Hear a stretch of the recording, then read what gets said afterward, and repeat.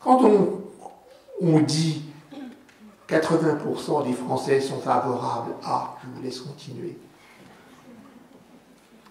on en tire, mais par commodité du langage, tous les Français sont favorables à. Mais ce passage du plusieurs ou tous correspond exactement à ce que j'évoquais à propos de l'ethnos. Ce qui est premier, c'est le plusieurs, et le tous est second. Et il arrive, dans la politique moderne, que le plusieurs fasse obstacle au tous, ou que le tous fasse obstacle au plusieurs. Mais dans le plusieurs de la politique moderne, c'est-à-dire le plusieurs de la statistique, là non plus, il n'y a pas de place pour la dimension de ce qui manque à sa place. Après tout, les sondages sont faits pour connaître l'opinion de ceux qui n'ont pas participé au sondage. C'est pour ça. Et c'est ce qu'ils permettent. Et je ne suis pas de ceux qui mettent en doute les sondages pour cette raison. C'est au contraire leur technicité propre que de permettre que par eux, on puisse connaître l'opinion de ceux qui n'ont pas participé. Ce qui veut dire que c'est comme dans l'Ecclésia, ceux qui ne sont pas là, ça n'a aucune espèce d'importance. Ils ne manquent pas à leur place. C'est l'inverse, certes, puisque dans l'Ecclésia, ceux qui ne sont pas là ne votent pas, puis c'est tout. Dans le sondage, ceux qui ne sont pas là s'expriment, grâce aux techniques de statistique, mais même si c'est inverse, c'est la même chose. Comme le dit de façon immortelle un héros d'un livre d'Henri Mauroy, un pigeon qui s'appelle Monsieur d'Amour tendre, et qui demande à l'héroïne de lui indiquer l'Est et l'Ouest, et elle se trompe et lui répond très aimablement, c'est ça, sauf que c'est le contraire. Et bien là, c'est la même chose. La négligence, ou plus exactement la rature de la dimension du manquer à sa place, ce dont le nom propre ou le nom de première personne est porteur, cette rature se fait en sens opposé dans la cité antique, dans la politique antique et dans la politique moderne fondée sur la statistique. Mais c'est la même chose. C'est le contraire, mais c'est la même chose. Rencontrer le nom propre comme le nom de ce qui, de celui qui, de celle qui, de ceux qui peuvent manquer à leur place, c'est d'emblée faire échec à la politique, qu'elle soit du côté du tous ou qu'elle soit du côté du plusieurs. Je ne vais pas prendre des détours. La rencontre de qui manque à sa place, c'est le lieu du deuil. Mais ça n'est pas seulement le nom du deuil, le lieu du deuil. C'est aussi le lieu de la gaieté.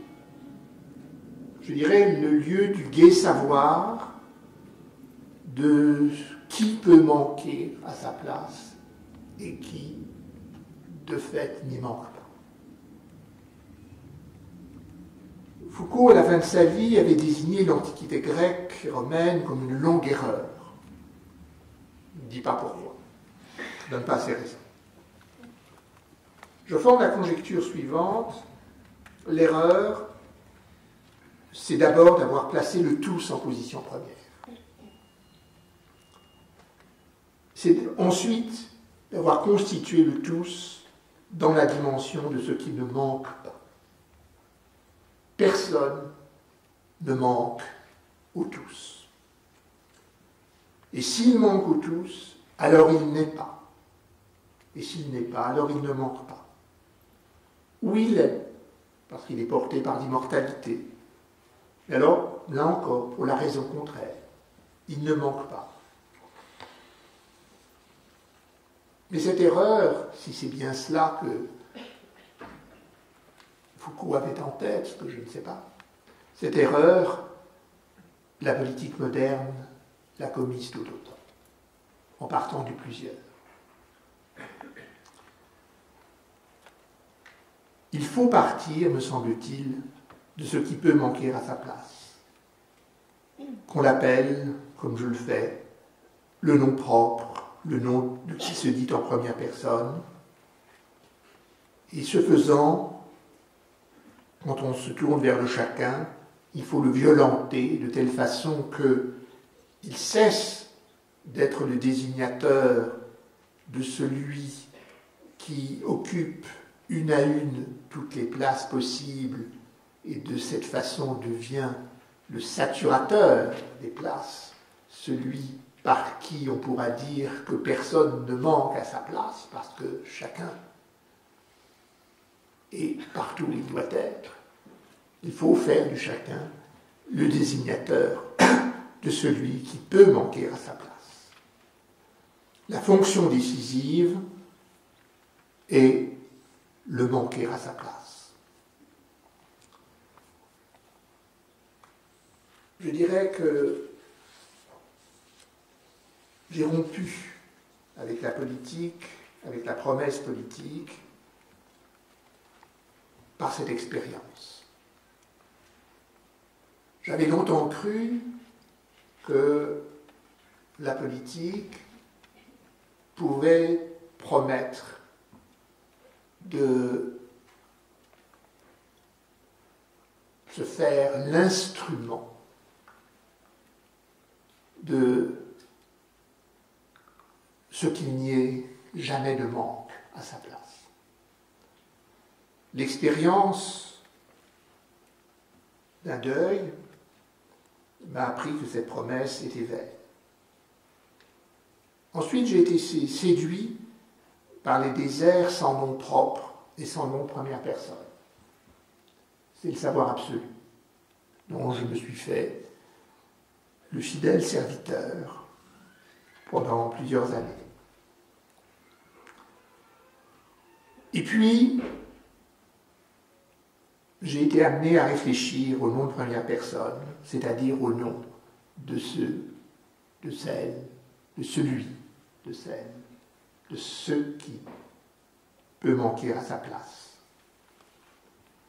Ce que Sartre appelait la contingence, ce que Benny-Lévy a appelé le retour, puisque le retour, c'est comme conséquence que celui qui a opéré le retour manque à la place où il était, mais qu'il découvre rétroactivement qu'il avait manqué à la place où il est retourné.